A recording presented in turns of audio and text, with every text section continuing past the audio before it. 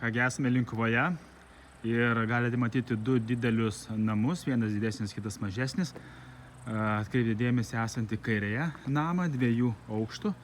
Taigi šioje vietoje prieš karą, trečiame dešimtmetyje gyveno Blecherių šeima ir apie 1928 metus buvo pastatytas štai tas 2 aukštų namas, iš kurio Blecheriais, prieš tai gyveno kitame name, už jo yra toksai mažesnis namelis, dabar išlikęs.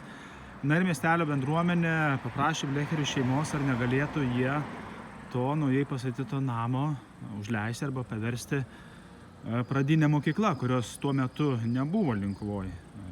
Mokykla, kurioje eitų jau vietos lietuvių vaikai. Na ir Blecheriai sutiko, štai tą 2 aukštų namą užleido mokyklai ir tada šalimais pasistatė dar vieną namą, kurį matom šiek tiek dešiniau, šitas pilkos spalvos namas stovintis iki pat dabar. Na ir 1929 metus Wolfas Blecheris emigravo į Pietų Afrikos Respubliką.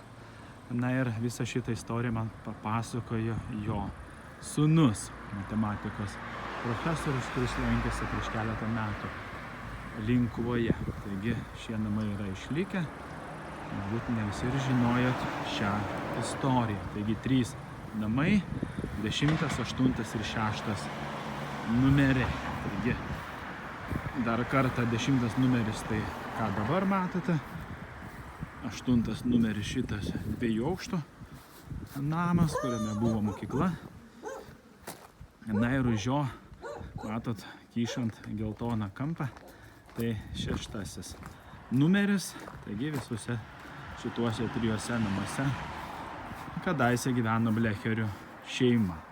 Priminėjau, palikuonys yra išlikę, gyvena Pietų Afrikos Respublikoje, Jungtinėse Amerikos valstijose, Jungtinėje karalystėje. Taigi viena iš daugelio istorijų, kurios yra ir gali būti papasakotas. Linkėjimai iš Linkuvos.